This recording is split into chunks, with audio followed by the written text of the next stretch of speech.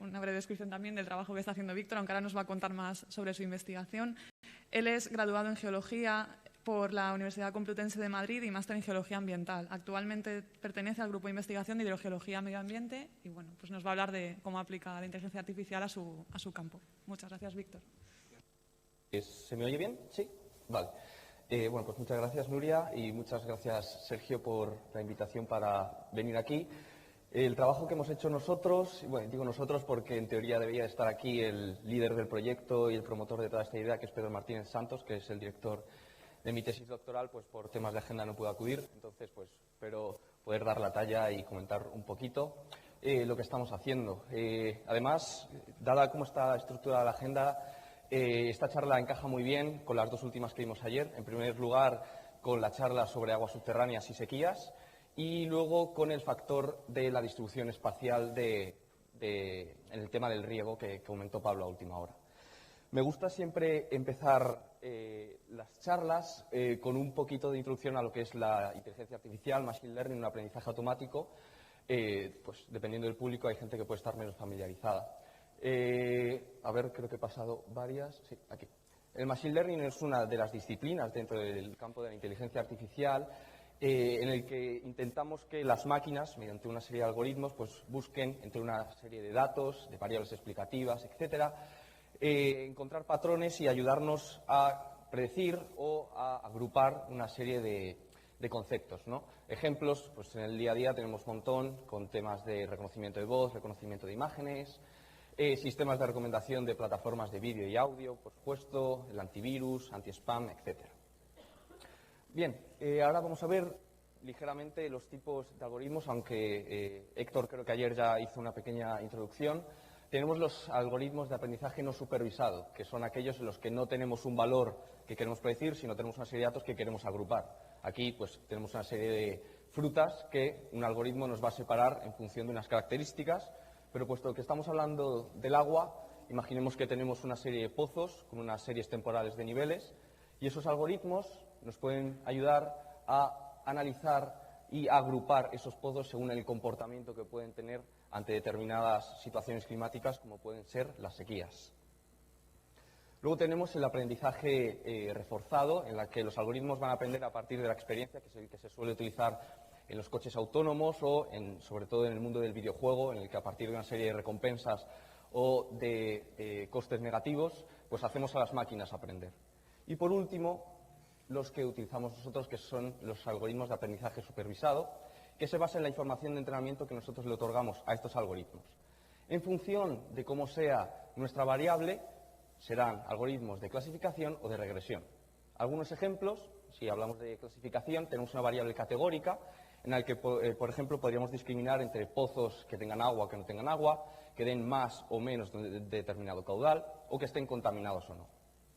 Sin embargo, si hablamos de algoritmos de regresión, queremos predecir una variable continua, que podría ser el caudal máximo de explotación de un pozo, concentración de nitratos o los niveles piezométricos. Bien, os voy a poner aquí un poquito en contexto lo que se hace en las aguas subterráneas con la inteligencia artificial, puesto que lo que hemos visto a lo largo del día de ayer, la gran mayoría se refería a aguas superficiales o temas de depuración de aguas.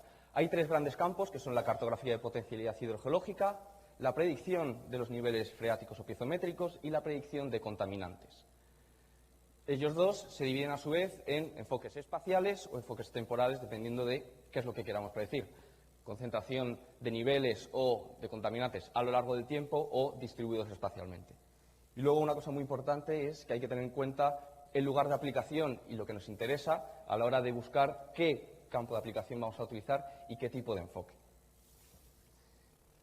Bien, entonces hemos llegado aquí, queremos predecir algo relacionado con las aguas subterráneas, pero ¿el qué queremos predecir con las aguas subterráneas? Pues lo primero que tenemos que hacer es un diagnóstico de la situación, ver qué nos interesa predecir y para ello pues tenemos que hacer una revisión de cómo está el tema del agua. Hasta ahora aquí hemos visto cómo mejorar las plantas de tratamiento, analizar los índices de sequía o mejorar el riego. En esta charla de hoy vamos a ir un poquito hacia otro campo en el que no tenemos tanta disponibilidad de agua. Como bien sabréis todos, pues el agua, los recursos hídricos, es un recurso fundamental para la vida y para el desarrollo de la sociedad humana, puesto que la higiene, la alimentación y la hidratación está estrechamente relacionada con la salud. Por supuesto, también con las actividades económicas, como vimos ayer, fabricación de ropa, cualquier industria necesita un aporte de agua, y algo que a veces no se tiene tan en cuenta, que es la educación. Existen países en los que las tareas de recolección de agua llevan bastante tiempo de traslados, y normalmente estas tareas recaen sobre los niños, las niñas y las mujeres. El tiempo que están utilizando en recoger agua para su familia es un tiempo que no pueden dedicar a la educación, y por tanto ya comenzamos con problemas en sistema educativo, que posteriormente será el desarrollo de esas sociedades, ¿no? Entonces, lo que queremos es acercar el agua a la gente. Y además, en el contexto de cambio climático en el que nos encontramos, la dependencia de las aguas subterráneas va a ir creciendo con el tiempo, especialmente en estas zonas áridas y semiáridas, donde la población depende principalmente de este tipo de recurso para la subsistencia. Algunos datos sobre el acceso al agua potable. Aquí en España, por suerte, y en Europa tenemos la cobertura de agua potable bastante garantizada, ¿no? De hecho, si nos fijamos en los datos, el 71% de la población mundial tiene acceso a una fuente mejorada de agua en cualquier momento, nuestro grifo de casa. Luego, en azul clarito, tenemos los servicios básicos de agua potable, que son aguas en buenas condiciones, pero que se encuentran en un trayecto de recogida de tiempo de entre menor a 30 minutos. Posteriormente, los servicios limitados de agua potable, una fuente mejorada, pero en trayectos de más de 30 minutos. Y, por último, las fuentes que esperamos que la gente no se abastezca de ellas, que son las fuentes de agua potable no mejoradas, como pueden ser pozos excavados y protección, y aguas superficiales, pero que no han sido depuradas. Bien, viendo estos datos, podríamos decir que la situación no está tan mal, ¿vale? Ahora vamos a irnos a África. Ese 71% ha bajado un 39%. Vemos que existe una limitación muy grande a ese acceso al agua potable en cualquier momento en el que esa persona lo necesite, ¿no?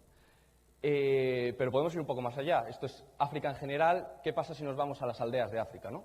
Pues ese 39 ya es un 22, ¿vale? Únicamente un 22% de la población de África rural tiene acceso a agua potable cuando y donde quiere.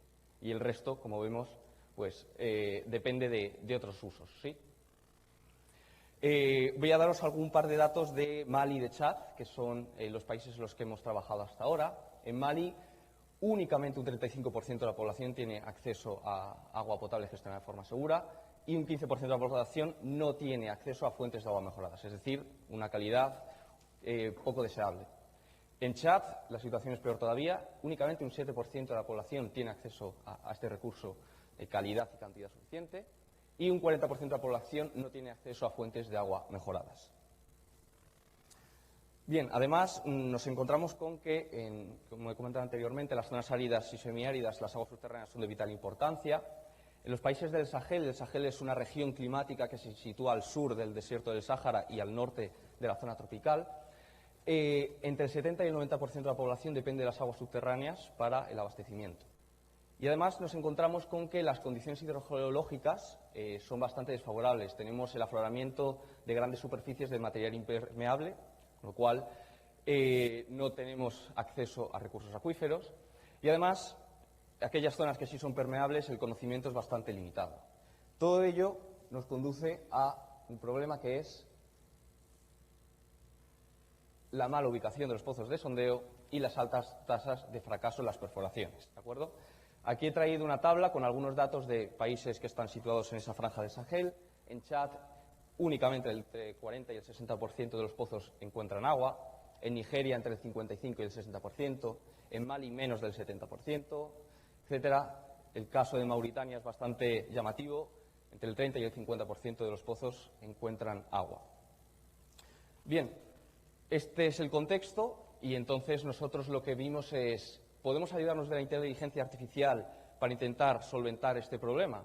Pues bien, existen metodologías rentables económicamente, como es la cartografía de potencialidad hidrogeológica o de potencial de las aguas subterráneas, GPM, por sus siglas en inglés, Groundwater Potential Mapping, que durante los últimos años ha contribuido a mejorar el conocimiento de los acuíferos y ayudar en las tareas de planificación, de perforación de pozos. Pero quizás os preguntéis qué es esta cartografía potencial de las aguas subterráneas. En términos generales, pues consiste en identificar zonas favorables para el desarrollo y la explotación de los recursos hídricos subterráneos. Sin embargo, diferentes autores pues tienen una serie de definiciones que varían ligeramente en función del contexto en el que nos encontremos también. Algunos lo entienden como estimar el almacenamiento de un acuífero, otros como la probabilidad de ocurrencia de agua subterránea, es decir, encontrar agua que nos permita instalar una bomba manual, que nos dé 1 metro cúbico hora por lo menos, probabilidad de encontrar manantiales o tratar de predecir dónde se podrían dar los mayores caudales en una determinada región.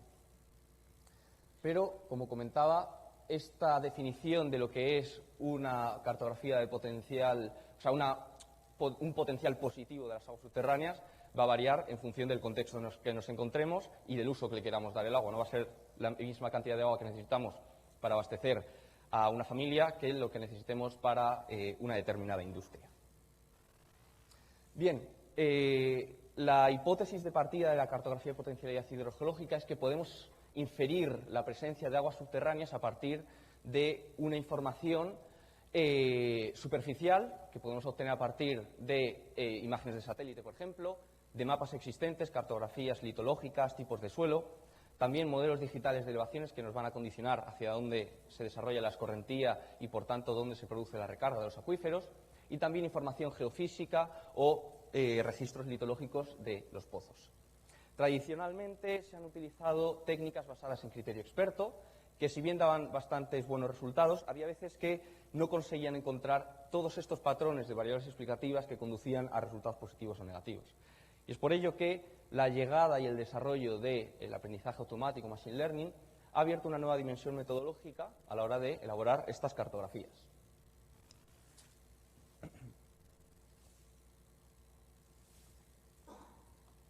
Nosotros partimos al final de la base de que esa presencia de agua subterránea va a estar condicionada por una serie de factores que nosotros vamos a llamar variables explicativas, y lo que va a hacer la inteligencia artificial es buscar esa combinación de variables explicativas, litología, precipitación, etcétera, y ver qué patrones de esas variables explicativas están relacionadas con un pozo positivo, digamos, o con un pozo negativo, ¿de acuerdo? Por ejemplo, en este diagrama podemos ver, nosotros partimos de una base de datos de pozos ya existentes, en los que conocemos las características, niveles, concentraciones incluso de algunos contaminantes, caudales, o a veces lo que nos encontramos es que tenemos los datos agrupados por aldeas y tenemos información acerca del número de pozos exitosos y de pozos no exitosos. A continuación tenemos que desarrollar todas estas cartografías de las variables explicativas. Aquí, por ejemplo, tenemos la geología, la precipitación o el índice topográfico de humedad. Se trata del trabajo más arduo de toda esta tarea, que es buscar qué variables pueden estar condicionadas con esa presencia o ausencia de aguas subterráneas. Muchas veces también es prueba y error. Podemos pensar que una variable realmente condiciona la presencia de las aguas subterráneas y luego darnos cuenta de que no es así. Todo ello lo vamos a introducir en un software desarrollado por mi director y por mí mismo, que se llama MLMapper, que nos va a dar predicciones espacialmente distribuidas de esta variable objetivo, que en nuestro caso es el potencial de las aguas subterráneas.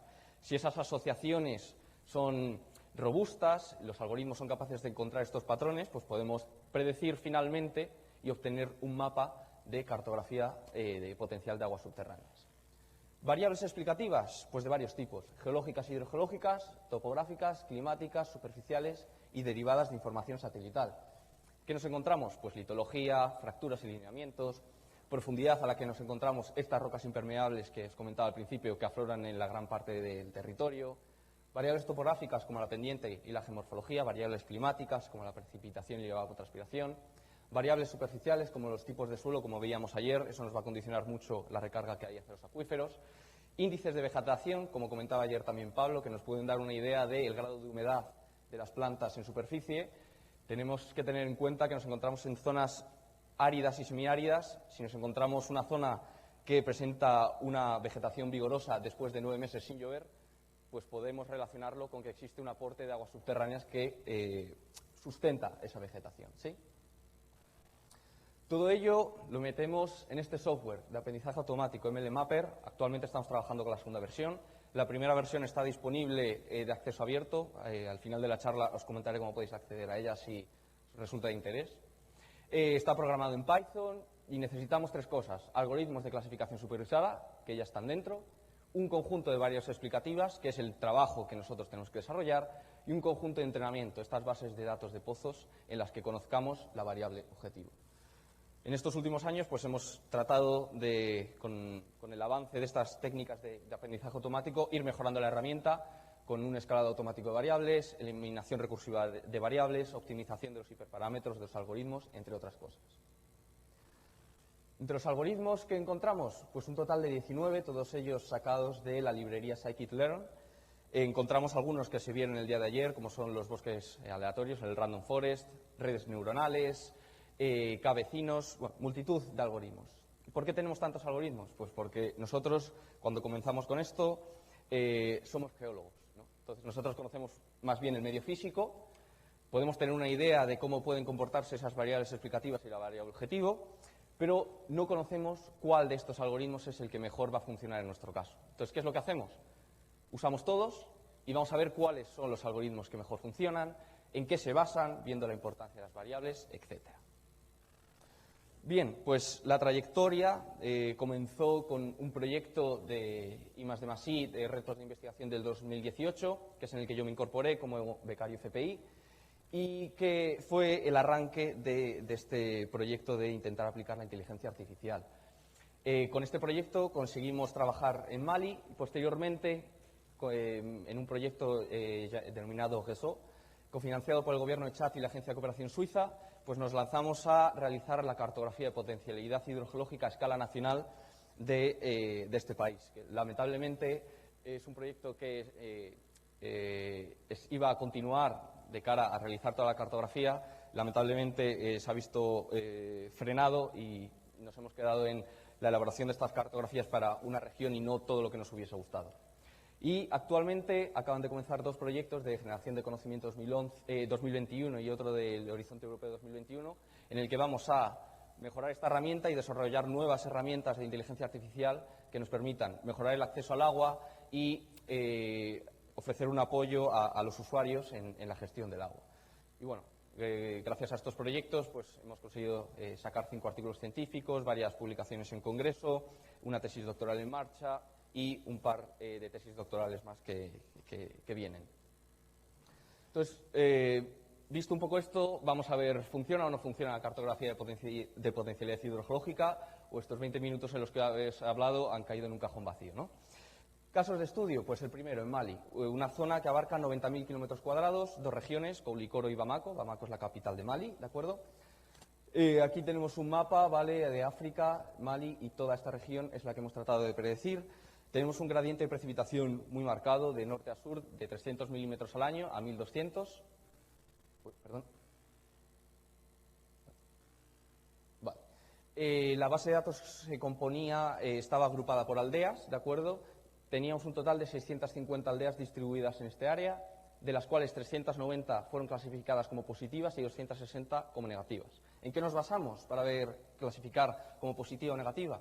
Pues el número de pozos que habían sido exitosos. Es decir, buscábamos una tasa de éxito superior al 70% de las perforaciones para ser capaces de discriminar bien entre estas zonas positivas o negativas. Y además nos fijamos también en el caudal de las perforaciones. Vimos que había regiones en las que teníamos 2 pozos positivos y 4 negativos, un 50% de éxito, pero esas 2 perforaciones habían dado caudales mayores a 10 metros cúbicos por hora, con lo cual las clasificamos como positivas. Estas 650 aldeas tienen información de más de 3.300 pozos, ¿de acuerdo? Aquí tenemos un mapa geológico simplificado de la zona, en la que tenemos rocas precámbricas con un manto de alteración superficial en algunas zonas, sobre todo en el centro y en la parte sur de la zona de estudio, materiales paleozoicos y mesozoicos en el sector norte y sedimentos más recientes asociados a los cursos fluviales y a las formas erosivas de estos macizos rocosos. Estos son todos los mapas que debemos de elaborar antes de utilizar estas técnicas de aprendizaje automático.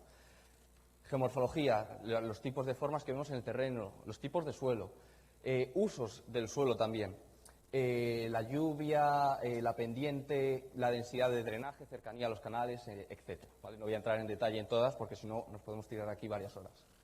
Y estos son los mapas que obtenemos al final, ¿de acuerdo? Vamos a ir por partes porque puede haber demasiada información. Test score, 86%. ¿Esto qué quiere decir? Que si nos hiciesen un examen de qué tal hemos conseguido predecir la variable objetivo, habríamos sacado un 8,6, lo cual es una nota bastante elevada. Test score, ¿por qué? Porque lo hemos hecho únicamente en el 30% de puntos que usamos para la validación de los modelos. El 70% de los puntos, que son los que vemos aquí, los negros son los negativos y los blancos son los positivos, son los que los algoritmos han utilizado para entrenar, para ver esta combinación de variables explicativas. Por tanto, no tendría ningún mérito intentar predecir estos puntos porque ya estamos viendo el resultado. Es como darle al alumno el examen y decirle con las respuestas y decir que nos saque una buena nota. Si nos saca un 10 es porque ha ido bastante perdido. Pues exactamente igual. Tenemos que predecir en un conjunto independiente de puntos y vemos que hemos conseguido predecir con un 86% de éxito esta variable objetivo. ¿Qué significan estos mapas? Bien, las zonas rojas, como podéis ver, son potencial de aguas subterráneas muy bajo, ¿vale? ¿Por qué tenemos varios colores y varios algoritmos? Teníamos 5 algoritmos, todos ellos de la familia de los árboles, ¿de acuerdo? Fueron los que obtuvieron un mejor resultado y había pequeñas discrepancias en estas predicciones. Nosotros lo que hacíamos es combinar todas esas predicciones para tener un cierto grado de incertidumbre en estas cartografías. De forma que las zonas rojas son aquellas en las que todos los algoritmos coinciden en señalar un potencial negativo. Las zonas más verdes, verdes oscuras, son aquellas en las que todos los algoritmos señalan un potencial positivo. Y los colores intermedios, son aquellas en las que los algoritmos presentan discrepancias a la hora de predecir. Tenemos aquí, otras métricas de aprendizaje automático que nos permiten discernir la capacidad predictiva en función de si son positivos o negativos. Vemos que hay un sesgo hacia los positivos. Y luego el área bajo la curva, que es una de las métricas más utilizadas en el aprendizaje automático, que va de 0 a 100 o de 0 a 1. Podemos ver que nuestros algoritmos se encuentran en lo que vendría a ser una capacidad predictiva bastante alta. ¿Qué podemos ver, además? Hay 195 aldeas que se sitúan en zonas que hemos predecido como un potencial alto. Características de estas aldeas: tasas de éxito media, 76%, caudales medios de las perforaciones, 4 metros cúbicos hora. Si vemos las aldeas que se sitúan en zonas de bajo potencial, tasas de éxito, 33%, y rendimiento medio de las perforaciones, 1,39. Con lo cual podemos ver que nuestras predicciones, además, coinciden con los datos de campo, ¿de acuerdo? Estas cartografías, además, pudieron ser verificadas, en parte, teniendo en cuenta que son 90.000 kilómetros cuadrados, en una campaña de campo que tuvimos en mayo del 2021, en la que pudimos ver que se habían hecho nuevas perforaciones en zonas positivas y que habían resultado en perforaciones positivas. Con lo cual, teníamos una cierta satisfacción de ver que nuestros mapas coincidían con esa realidad de terreno. ¿Sí? Vamos a irnos a otro caso, el caso de Chad. 40.000 kilómetros cuadrados, un paisaje más bien llano hacia el oeste y con afloramientos de rocas precámbricas en el sector oriental, clima cálido y semiárido, y nos encontramos con una serie de arroyos efímeros que funcionan solo después de episodios de lluvias fuertes, concentrados en 3 meses, que fluyen desde el este hacia el oeste. Desde un punto de vista geológico, pues nos encontramos con 3 grandes unidades. La geología de África es bastante sencilla, tenemos cratones de rocas impermeables por todas partes, luego tenemos algunas zonas sedimentarias y zonas de alteración, ¿de acuerdo? En esta parte oriental nos encontramos con granitos, neises, esquistos, que en algunas zonas se encuentran alterados, dando lugar a acuíferos de entre 20 y 40 metros de potencia, ¿de acuerdo? Hacia la zona occidental nos encontramos con unos materiales muy prometedores de la formación Chad, de edad Plioceno cuaternario, que, si bien tienen características que podríamos decir hidrogeológicamente muy favorables, resultan en pozos negativos. ¿Por qué? Nos encontramos con una franja que se llama el Bissau sec, ¿vale? Franja seca en francés, en la que el agua subterránea percola desde estas zonas más elevadas hasta este nivel que tenemos aquí abajo y no resulta en un nivel constante en esta zona, con lo cual todos los pozos que hagamos aquí por lo general van a ser negativos. Y por último nos encontramos con aluviones recientes, ¿vale? Son estas de color azul, asociados a estos canales efímeros y que, si bien pueden ser vulnerables a la contaminación y tienen un espesor bastante limitado, suponen la principal fuente de abastecimiento de aguas subterráneas en la región. ¿Vale? Aquí tenemos la base de datos de pozos, 611 positivos, 265 negativos. Diréis, las tasas de éxito en Chad eran entre el 30% y el 50%. ¿Por qué hay tantos positivos? Pues porque las empresas de perforación no les interesa tener la fama de que solo hacen perforaciones negativas. Con lo cual, la gran mayoría notifica esas perforaciones positivas y las perforaciones negativas, después de hacer el agujero en el suelo y ver que no da agua, la tapamos y a otra cosa, ¿de acuerdo? Por eso tenemos un número de perforaciones positivas mucho más alto que de negativas. De nuevo, todas las variables explicativas que utilizamos, si luego queréis podemos profundizar un poco más en ellas. Y aquí las métricas que obteníamos. Test score, otra vez, 0,88, casi un 88, 89, 90% de éxito. En este caso, debido a esa diferencia entre puntos positivos y negativos, vimos que había un sesgo en el que los algoritmos predecían de una manera más fiable los puntos positivos con un 92% de éxito y los puntos negativos con un 78%. ¿De acuerdo? Estos fueron los algoritmos empleados. Y aquí una gráfica de importancia de las variables. Hemos hablado hasta ahora muchas veces de los algoritmos que son cajas negras y en parte es verdad. Nosotros hemos obtenido un mapa. ¿Y por qué hemos obtenido ese mapa? Al principio, pues claro, no disponíamos de las herramientas o de los conocimientos para explicar esos mapas, pero conforme pasó el tiempo nos dimos cuenta de que podíamos meternos dentro de esos algoritmos y ver qué variables eran las más importantes y qué valores dentro de esas variables eran los que iban a estar más relacionados con una variable con un resultado positivo o con un resultado negativo. Aquí no se ve muy bien, ¿vale? Pero los dos algoritmos coincidían en señalar que entre las variables más importantes se destacaba la densidad de fracturas, la profundidad del basamento impermeable, la distancia a los canales, la pendiente y el índice topográfico de humedad. Y podemos decir, vale, ¿esto tiene algún sentido? Pues tenía todo el sentido del mundo. ¿Por qué? En esta zona oriental, en la que hemos dicho que afloraban las rocas precámbricas, los valores que estaban asociados, las zonas positivas estaban asociadas con aquellas zonas con mayor densidad de fracturas, desde un punto de vista hidrogeológico tiene sentido, y aquellas zonas en las que teníamos mayores espesores de los materiales alterados, lo cual también tiene sentido en el modelo conceptual hidrogeológico. Y además, las otras variables de la pendiente, índice topográfico de humedad y distancia de los canales, nos están indicando que todas estas pequeñas regiones de color azul que van de este a oeste coincidían con estos canales efímeros que, como hemos dicho al principio, suponían acuíferos no muy productivos, pero que sí permitían sustentarse a la población. ¿De acuerdo? Analizamos que el 90% de los pozos positivos estaban situadas en zonas de alto o muy alto potencial. Y únicamente un 10% de los pozos negativos estaban situados también en estas zonas de potencial positivo. ¿Por qué? Porque no estamos prediciendo correctamente absolutamente todo, tenemos un error. Sin embargo, si nos vamos a la tasa de éxito que os he puesto al principio, del 40-60% a un 90%, pues existe una mejora, ¿de acuerdo? En este proyecto hemos elaborado unas cartografías que han sido dispuestas a las compañías de perforación de pozos en Chad y al gobierno de Chad, de manera que las próximas perforaciones que se puedan hacer pues puedan utilizar un criterio hidrogeológico más profundo de cara a reducir esas tasas de éxito negativas, ¿de acuerdo?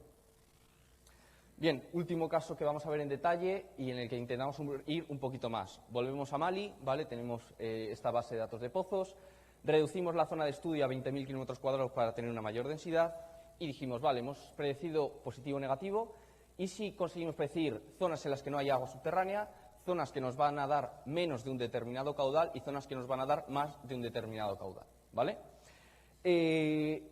Estas tres clases, ¿vale? Teníamos distinto número de puntos, teníamos 36 puntos en los que teníamos ausencia de aguas subterráneas, 323 puntos en los que teníamos caudales entre 0,5 y 5 metros cúbicos hora y 24 puntos de la clase 2.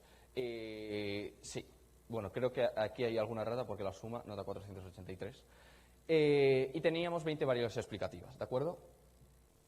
Y el mapa que obtuvimos es este, ¿vale? Vamos a ir primero a los resultados. Aquí, como tenemos que ser más precisos, tenemos 3 clases, no 2, es más complicado para los algoritmos, con lo cual las tasas de éxito de predicción de los algoritmos se nos redujeron hasta el 0,80, ¿de acuerdo? El balance score tiene en cuenta el número de puntos que hay en cada clase, porque si nos vamos aquí, si predecimos que todo el mapa son caudales entre 0,5 y 5 metros cúbicos hora, vamos a tener una métrica excelente, pero sin embargo no se ajusta a lo que realmente hay en el terreno, que es varias clases, ¿de acuerdo?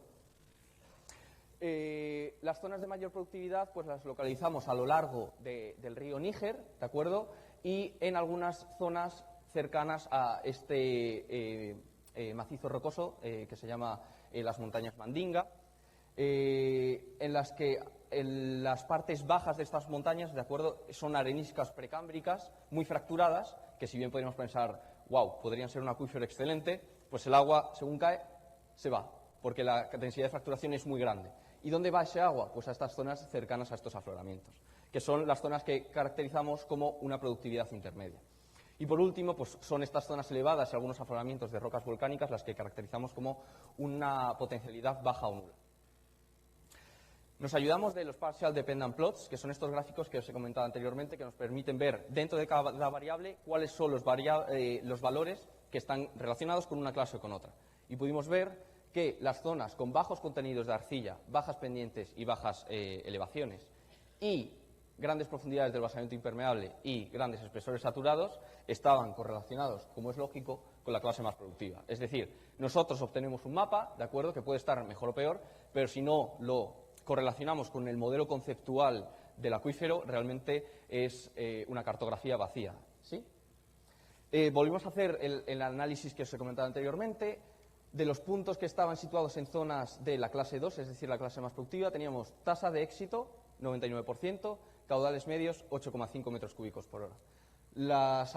Los puntos que estaban en zonas de potencialidad intermedia, ¿vale?, la clase 1, teníamos tasas de éxito del 80%, que aún así son bastante más elevadas que la media nacional, y caudales medios de 2,83 metros cúbicos hora. Bien, dado el éxito que tuvimos en estas aplicaciones, contactaron con nosotros un alumno de Chile que quería realizar su tesis de maestría en técnicas de aprendizaje automático aplicadas a acuíferos de allí, y este es el resultado, ¿de acuerdo? En la cuenca de la Concagua consiguió elaborar un mapa de potencial hidrogeológico, zonas azules, zonas positivas, zonas rojas negativas. Aquí la capacidad predictiva fue un poco menor porque el contexto geológico también es diferente y es un poquito más complicado. Sin embargo, estábamos entre el 75 y el 80% de éxito. Tal es el potencial de esta herramienta que actualmente la Dirección General de Agua de Chile, o sea, la máxima organización del agua en Chile, está empleando este tipo de técnicas para desarrollar estas cartografías y elaborar los planes de perforación de pozos. Y además hemos intentado hacer otras aplicaciones con el mismo software, como son la identificación de ecosistemas acuáticos, ecosistemas dependientes de aguas subterráneas. Hemos hecho un estudio en Colombia y otro aquí en España. En Colombia, pues pudimos predecir con tasas de éxito de entre el 89 y el 93% estos ecosistemas dependientes de aguas subterráneas. Y en España, casi cerca del 100% de las aguas subterráneas cerca de las tablas de Daimiel. Con lo cual podemos ver que existe un potencial de la herramienta, ya no solo para detectar potenciales acuíferos, sino variables objetivo que pueden estar relacionadas o no con las aguas subterráneas o las aguas superficiales, pero que estén distribuidas espacialmente.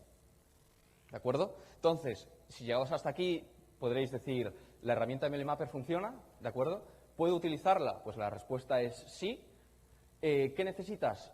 Una variable objetivo, lo que tú quieras predecir, ¿vale? Puede ser el potencial de las aguas subterráneas, puede ser los ecosistemas dependientes de aguas subterráneas, puede ser la presencia de un determinado mamífero que puedas correlacionar con una serie de variables explicativas, puede ser la concentración de nitratos. Actualmente nos encontramos trabajando tratando de predecir esa concentración de nitratos distribuida espacialmente en la Comunidad de Madrid. Y necesitamos variables explicativas que estén relacionadas con eso que queremos predecir. ¿Cómo se puede acceder a MLMapper? Pues en la web del Grupo de Investigación de Hidrogeología de la Universidad Complutense de Madrid. Están las instrucciones para instalar esta herramienta. Actualmente la herramienta que está colgada es la versión 1, la versión 2 todavía no está disponible, y se instala como un plugin de QGIS, ¿vale? Un sistema de información geográfica, supongo conocido por casi todos, y que tiene una interfaz bastante amable. ¿Significa eso que lo puede utilizar todo el mundo? No, ¿por qué? Pues porque podemos hacer mapas, pero si no sabemos interpretar el mapa y saber lo que le estamos metiendo al algoritmo para hacer el mapa, realmente no tiene ningún sentido.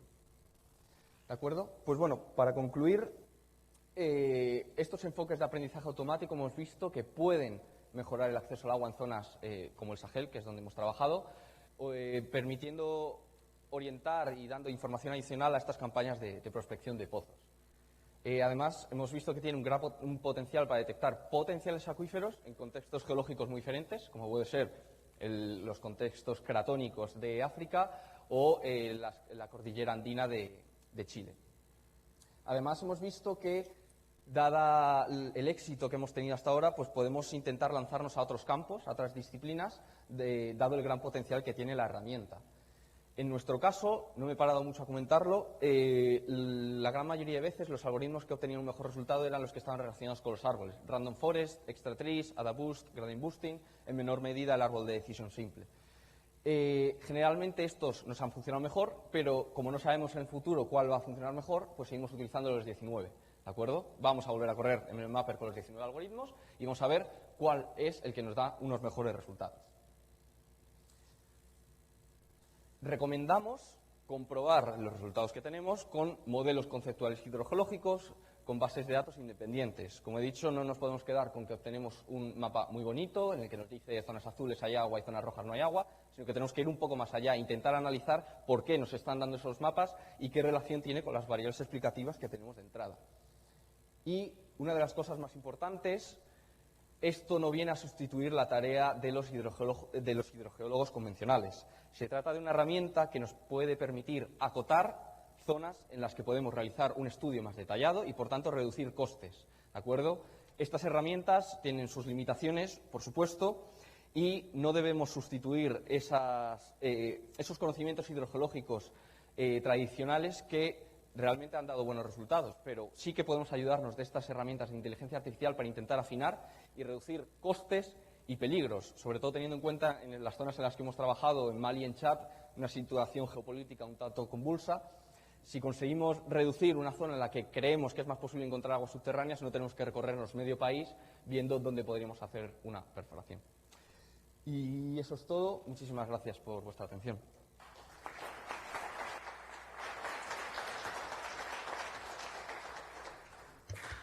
Muchas gracias, Víctor, por ajustarte al tiempo y también por traer pues, a este espacio, ¿no?, tu investigación actual. Creo que es muy interesante y también, de alguna forma, resalta que tenemos que tener presente los objetivos de desarrollo sostenible y, sobre todo, el ODS 6, no dejarnos a nadie atrás en el acceso al agua y al saneamiento.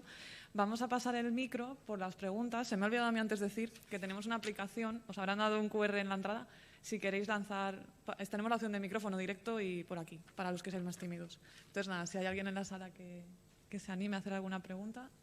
Si no, mientras tanto, yo sí que me gustaría saber un poco por la experiencia, porque habéis estado en varios países, de alguna forma, cómo ha sido, dentro de los proyectos donde habéis estado, cómo ha sido el contacto y el día a día, o cómo habéis tenido presente a la comunidad local.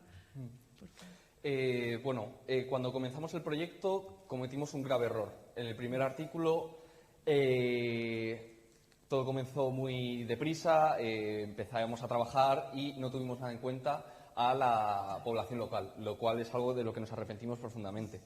En el resto de artículos y en el resto de trabajos y proyectos lo que hemos hecho es contar con expertos de la zona, porque realmente nosotros estamos haciendo mapas de potencial hidrogeológico desde nuestro despacho en Madrid, en el que podemos conocer cosas, pero hay muchas cosas que se nos escapan. Entonces, necesitamos personas en el terreno que realmente conozcan la realidad que hay allí, aunque nosotros podamos hacer alguna campaña de campo. Son ellos los que nos van a validar los mapas, ¿de acuerdo? Son los que en su día a día tienen este problema de acceso al agua. En el caso de Chad, además, debido a que fue un proyecto mayor, allí se está desarrollando un máster de sistemas de información geográfica aplicada a la hidrogeología, con lo cual los estudiantes de allí eran los que nos enviaban los datos, de forma que había como una interacción mucho mayor entre ambos actores. Y otra cosa que comentábamos ayer en la cena es hay factores sociales que desde un ordenador no se pueden tener en cuenta. Nosotros tenemos un mapa en el que podemos decir dónde puede haber agua subterránea y dónde no, pero hay factores sociales, rivalidades entre distintas etnias, contextos geopolíticos bastante convulsos que al final hay que tener en cuenta, porque si no, realmente estás intentando hacer una tarea sin tener en cuenta todos los factores que te van a condicionar ese resultado final. Sí, gracias. Hay una pregunta, ¿vale?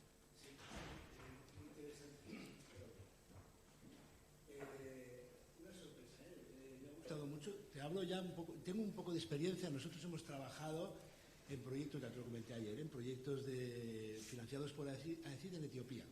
Lo que has comentado de la incidencia del fracaso de los pozos, esto lo he vivido, ¿no? De hecho, nuestra labor era tratar de recuperar esos pozos. Es decir, había agencias de cooperación que llegaban a África, hacían un pozo, les cuesta mucho llegar allí, llevar máquinas de hacer pozo, lo instalaban con bombas, equipos electromecánicos y generadores.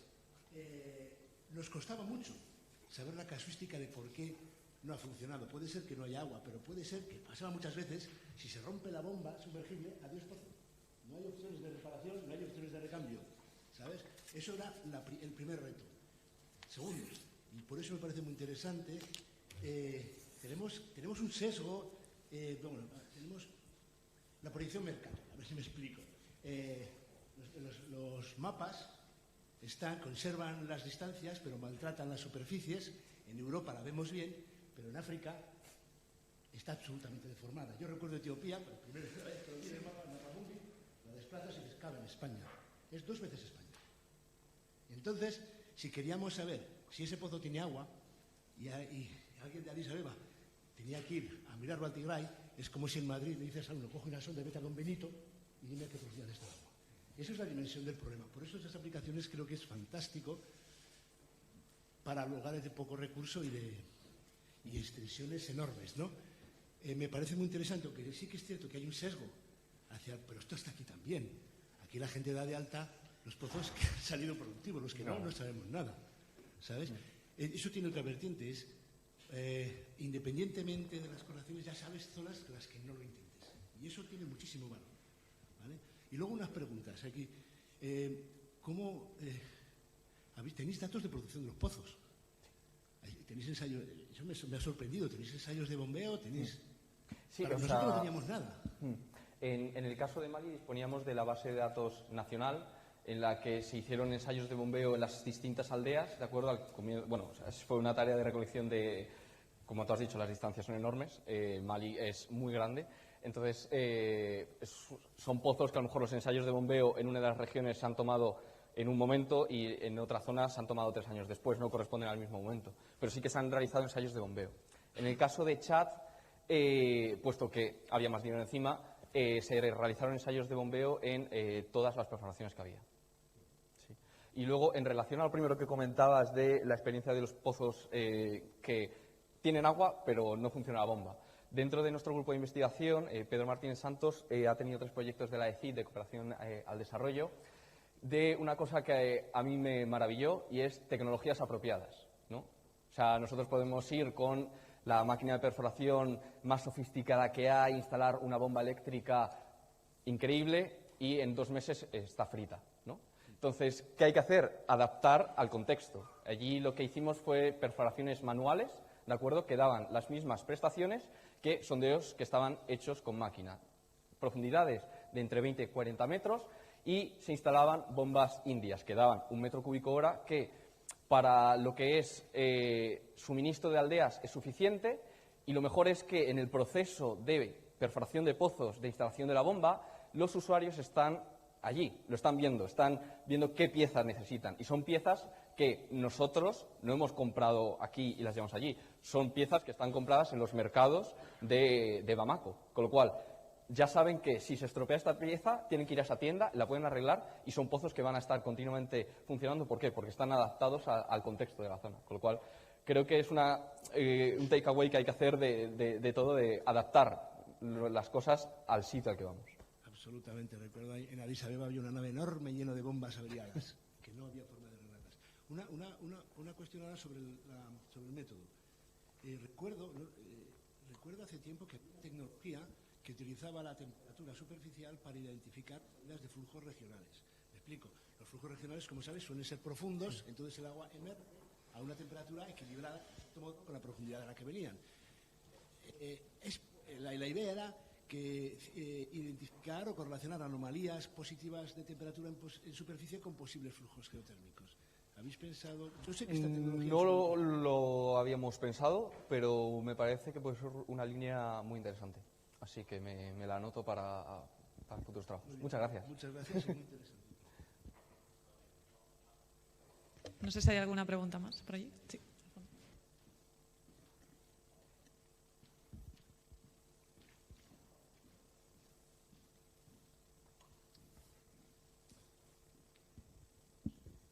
Hola.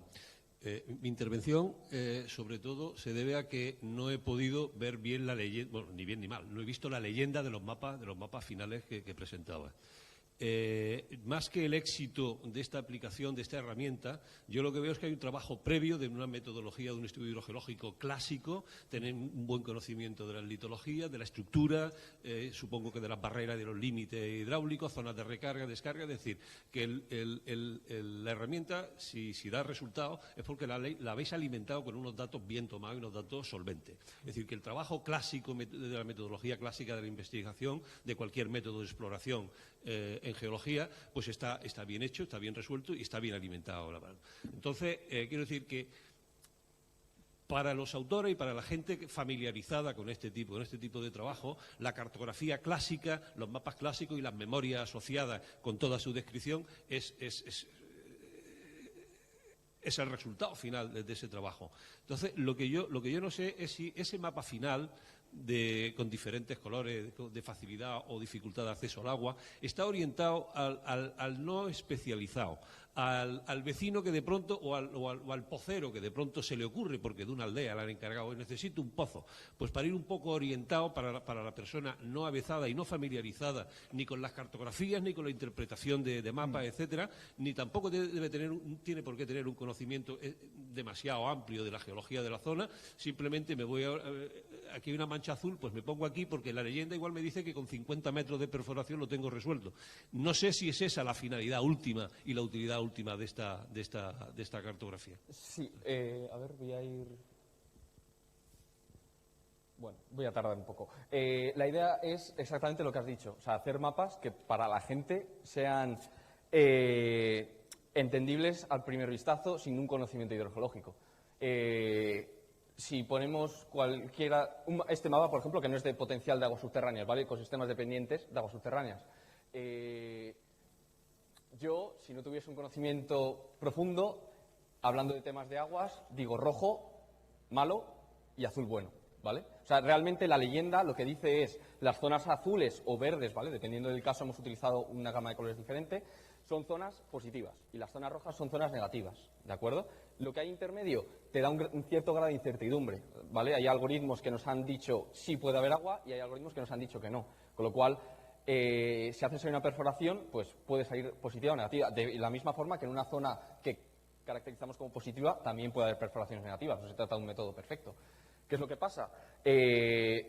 Gran parte de estas cartografías que nosotros hemos utilizado no están basadas en un trabajo de terreno, sino están basadas en información satelital, ¿de acuerdo? O sea, es información a la que una persona, mientras está por el campo, no tiene acceso. Entonces, no la tendría en cuenta a la hora de elaborar esa cartografía. Sí puede tener ese conocimiento, por ejemplo, a la hora de la vegetación. Por supuesto que los técnicos que hay allí de perforación dirán las zonas que están verdes están relacionadas con vegetación, pero tienen ese conocimiento en esa zona. Tenemos que abstraernos a una región más grande para poder sacar esos patrones. O sea, realmente lo que buscamos es mapas regionales, ¿de acuerdo?, que luego, con conocimientos hidrogeológicos tradicionales, focalicen en una zona en la que ya más o menos tenemos estudiada cómo puede estar la situación y cómo tendríamos que hacer la perforación. Lo que comentabas, en esta región teníamos que perforar 50 metros para obtener agua. Hasta ahí todavía no hemos llegado. O sea, las características de las perforaciones, cómo tendrían que ser para captar agua, todavía no tenemos, no hemos llegado a eso. Pero sí que creemos que es una herramienta más de apoyo, o sea, no de decisión. O sea, de apoyo a la decisión sí, pero no que sea la última palabra, ¿de acuerdo? O sea, sino que sea una herramienta que nos permita afinar dónde hacer un estudio más concreto. Y a raíz de esto, los porcentajes de éxito que tenéis, sobre todo la sorpresa de los fracasos, pueden ser imputables a una mala ejecución, a un mal diseño de los pozos, a un no haber alcanzado los objetivos, el objetivo hidrogeológico del sondeo, que no sé si también está explicado en la leyenda. Por eso te decía que tal vez en la leyenda diga cuál es la profundidad del acceso a ese agua. Pero claro, faltaría un poco decir cuál ha de ser el diseño constructivo de ese pozo para que tenga éxito. Un diseño inadecuado, como bien sabes, puede dar al traste y puede hacer que fracase una perforación. Bien planteada, bien ubicada, pero mal ejecutada es un fracaso. Sí, o sea, y es un poco lo que ha comentado Manuel. Hay pozos que no es que no lleguen al agua subterránea, sino que no sean capaces de sacarlo por una mala ejecución. Nosotros no tenemos ese dato. O sea, nosotros tenemos que es una perforación negativa, ¿de acuerdo? Entonces, estamos atribuyendo esa negatividad puede ser por ausencia de aguas subterráneas, mala ejecución del pozo, mala colocación de la bomba o de la rejilla o lo que sea. Con lo cual, ahí evidentemente tenemos un campo de mejora. ¿Qué es lo que pasa? Que las bases de datos, sobre todo en estas regiones, son limitadas, ¿de acuerdo? Ahí, en el caso de Chad, en el que había más dinero, sí que podíamos saber qué tal estaba el pozo, dónde tenía la rejilla, las características, cómo se había perforado, etcétera. En el caso de Mali, no. O sea, disponíamos de cuántos pozos positivos, cuántos pozos negativos, profundidad, caudal y ya. Pero no teníamos más información, con lo cual sacamos todo lo que se podía sacar de cómo estaba la base de datos. Hace falta mucha inversión para hacer una base de datos muy con mucha información y que permita más afinar esto. Lo que pasa es que, claro, si volvemos un poco antes, se trata de metodologías rentables económicamente, ¿no? O sea, allí los ingresos son muy limitados. Entonces, el dinero tiene que venir de un proyecto externo y bueno, pues los fondos para estas cosas pues no se dan así como así. Entonces, estamos sujetos a un sesgo y estamos sujetos también a una limitación a la entrada de datos. Y una última cosa muy breve. Seguramente lo habré entendido mal, porque yo algo del África Occidental también conozco y me ha sorprendido mucho, me ha parecido oír que hablabas en Mali de unos rendimientos de algún pozo de 2.800 metros cúbicos hora. No lo creo.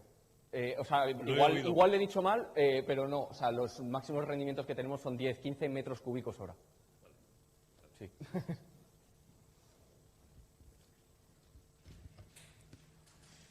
Queda otra pregunta, ¿no?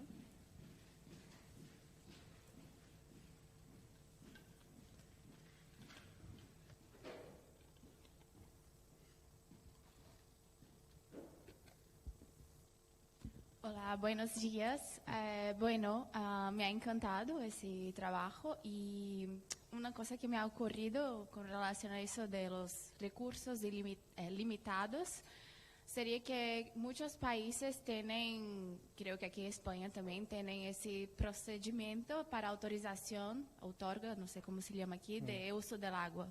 Y normalmente la gente que hace esa perforación necesita enseñar un test de bombeo. Entonces creo que son datos que no están publicados, pero que muchos países lo tienen. En Brasil es así, aquí creo que también.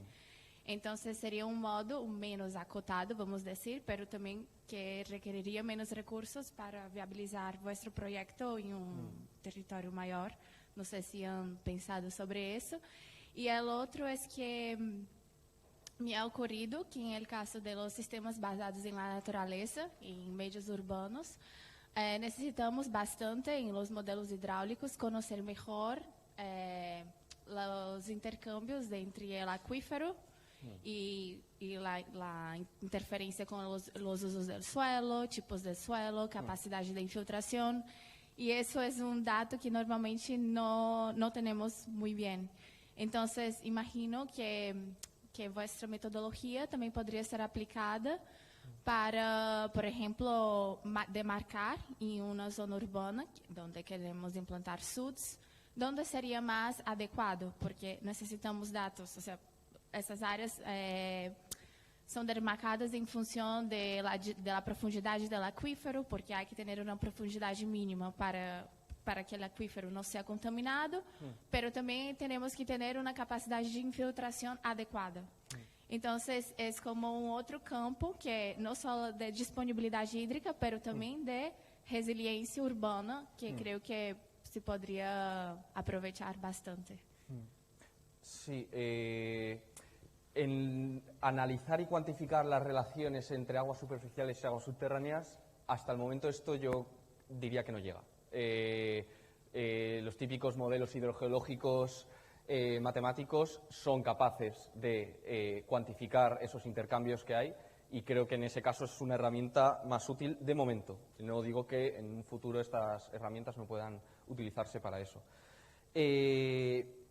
Porque, bueno, luego a la hora de caracterizar zonas en las que sí que se podrían realizar esas acciones, lo que necesitas es ejemplos. ejemplos en los que tú sepas que sería óptimo realizar ahí esa acción y zonas en las que eres consciente de que, dadas las condiciones en profundidad, no podría realizarse esa acción. Si tú tienes un suficiente número de ejemplos y una serie de variables, pues como puede ser la profundidad o el tipo de suelo y digamos que favorezcan o no la infiltración, cantidad de arcillas que pueda haber, densidad del suelo, sí que podría emplearse una metodología de este tipo. Pero cuantificar modelos hidrogeológicos numéricos, matemáticos, es lo que yo creo que habría que hacer. Gracias a ti. Bueno, pues con esta última pregunta, agradecer de nuevo, Víctor, por la presentación y vamos a invitar al siguiente ponente a hacer la logística del... Sí.